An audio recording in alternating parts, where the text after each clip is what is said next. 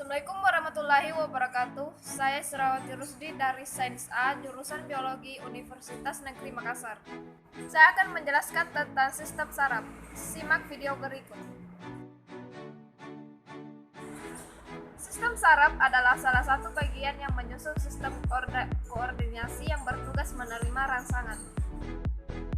Susunan sistem saraf manusia tersusun dari sistem saraf pusat dan sistem saraf tepi. Sistem saraf pusat terdiri atas otak dan susun tulang belakang, sedangkan sistem saraf tepi terdiri atas sistem saraf somatis dan sistem saraf otonom. Pada tingkat yang paling sederhana, organisasi sistem saraf hanya tersusun atas sebuah neuron dengan dendrit dan akson. Meskipun masih sangat sederhana, dengan susunan sistem saraf yang demikian ternyata hanya mampu menanggapi berbagai perubahan di lingkungannya. Neuron tersusun dalam sirkuit yang terdiri dari dua atau lebih jenis fungsional. Sirkuit neuron yang paling sederhana hanya melibatkan sinapsis antara dua jenis neuron, neuron sensoris dan neuron motoris. Pada dasarnya, semua sel memiliki sifat iritabilitas, artinya sel dapat menanggapi rangsangan yang sampai kepadanya. Sifat tersebut tampak masih sangat menonjol pada sel otot dan sel saraf. Sel otot akan menunjukkan respon apabila padanya diberikan rangsangan lewat saraf atau langsung pada otot. Respon yang ditunjukkan oleh sel otot umumnya berupa kontraksi otot, sedangkan respon pada sel saraf tidak dapat diamati sebab berupa proses pembentukan potensial aksi yang kemudian dirambatkan berupa impuls. Adanya respon sel saraf hanya dapat diamati pada efektornya. Sel saraf bekerja dengan cara menimbulkan dan menjalarkan impuls. Impuls dapat menjalar pada sebuah sel saraf, tetapi jika dapat menjalar ke sel lain dengan melintasi sinaps, kemudian antara satu neuron dengan neuron lainnya, atau dengan otot dan kelenjar melalui proses transmisi sinaptik. Terdapat dua jenis transmisi sinaptik elektrik dan kimiawi. Pada transmisi sinaptik terjadi hubungan di mana akson dan suatu neuron sel persinaps akan berhubungan dengan dendrit dan akson neuron posinaps. Menurut Campbell 2004, fungsi utama sistem saraf adalah yang pertama, untuk mendeteksi, menganalisa, menggunakan, dan mengantarkan semua informasi yang ditimbulkan oleh rangsangan sensoris. Yang kedua, untuk mengorganisir dan mengatur, baik secara langsung maupun secara tidak langsung, sebagian terbesar fungsi tubuh terutama kegiatan endokrin. Menurut Tika 2011, ada 3 komponen yang harus dimiliki oleh sistem saraf, yaitu reseptor, adalah alat penerima rangsangan atau impuls. Pada tubuh kita yang bertindak sebagai reseptor adalah organ indera. Penghantar impuls dilakukan oleh saraf itu sendiri. Saraf tersusun dari berkas serabut penghubung atau akson. Pada serabut penghubung terdapat sel-sel khusus yang memanjang dan meluas. Sel saraf disebut neuron. Efektor adalah bagian yang menanggapi rangsangan yang telah diantarkan oleh penghantar impuls. Efektor yang paling penting pada manusia adalah otot dan kelenjar. Tujuan praktikum ada 2, yaitu yang pertama, untuk mengetahui macam-macam refleks yang dikendalikan otak. Yang kedua, untuk mengetahui macam-macam refleks yang dikendalikan oleh medula spinalis. Adapun alat dan bahan, alat yang digunakan pada percobaan ini yaitu stopwatch, alat seksi, alat tulis-menulis, bak plastik, bunsen, jarum pentul, kaki 3, korek, dan termometer. Bahannya yaitu katak, rana carnivora. Adapun cara kerjanya pada percobaan ini yaitu yang pertama, katak normal. Meletakkan katak dengan posisi normal pada papan, mengamati kepala, mata, dan anggota geraknya.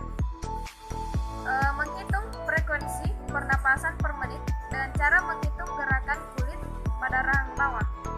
Mengamati keseimbangan dengan cara yang pertama, meletakkan katak dengan posisi terlentang pada papan, memutar papan secara horizontal, mengamati posisi dan gerak kepala, mata, dan anggota geraknya. Yang kedua, memiringkan papan perlahan-lahan sehingga kepala katak sedikit terangkat dan melihat apa yang terjadi. Memasukkan katak ke dalam bak terisi air dan mengamati cara berenangnya. Mengeluarkan katak dari air dan meraba kekenyalan otot kakinya. Meletakkan katak pada posisi normal kembali. Menarik salah satu kakinya, meraba kekenyalan otot kaki tersebut dan kemudian melepaskan. Mencubit jari kaki dengan pinset dan melihat apa yang terjadi. Masukkan salah satu kaki ke dalam gelas piala berisi air atau suhu kamar. Kemudian memanaskannya, melihat pada suhu berapa katak bereaksi. Masukkan jari kaki yang lain ke dalam air panas dengan suhu kurang lebih 80 derajat Celcius dan melihat perubahan yang terjadi. Yang kedua, katak coba. Yang pertama, merusak otot katak dengan single fitting, yaitu dengan cara memegangnya dengan menggunakan telunjuk pada bagian kepala dan ibu jari bagian belakang atau otaknya.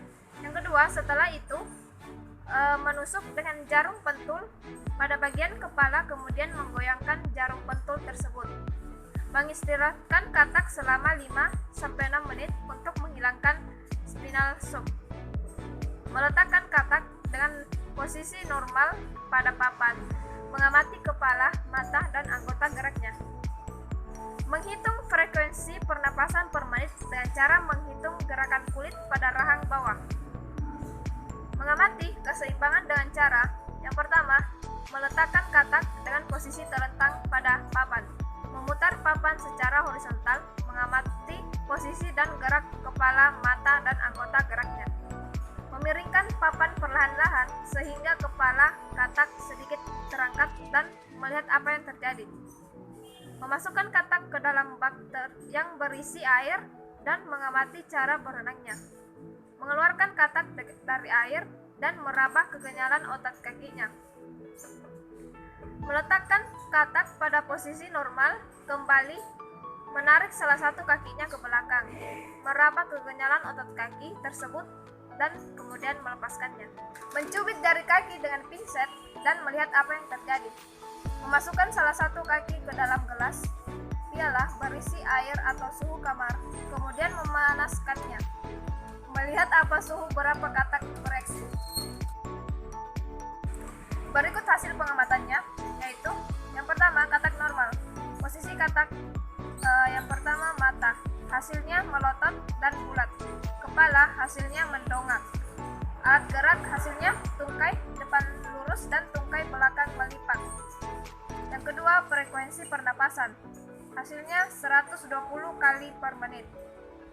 Keseimbangan katak setelah diputar, mata hasilnya melotot dan bulat. Kepala mendongak. Alat gerak tungkai depan lurus dan tungkai belakang melipat. Yang ketiga, katak dimiringkan. Yang pertama, mata hasilnya melotot dan bulat. Kepala mendongak. Alat gerak menempel. Tungkai depan terangkat dan tungkai belakang melipat. Cara berenang hasilnya yaitu menggunakan dua kaki dan tangan. Kekenyalan otot tungkai kenyal. Reaksi ketika dicubit, menarik dan melompat. Reaksi ketika kaki dipanaskan, menarik kakinya pada suhu 45 derajat Celcius. Katak coba, posisi katak, mata melotot dan bulat. Kepala mendunduk. Alat gerak tungkai depan lurus dan tungkai belakang melipat. Frekuensi pernapasan 99 kali per menit. Keseimbangan katak. Setelah diputar, mata sayu, kepala mendongak, alat gerak tungkai depan melipat dan tungkai belakang melipat. Ketika dimiringkan, mata mengecil, kepala mendunduk, alat gerak menempel, tungkai depan dan belakang melipat. Cara berenang, mengembang, kekenyalan otot tungkai kenyal, reaksi ketika dicubit tidak bereaksi, reaksi ketika kaki dipanaskan, menarik kakinya pada suhu 45 derajat Celcius. Katak coba, double pinting. Posisi katak, mata sayu, kepala menunduk, alat gerak tungkai depan dan tungkai belakang terbuka.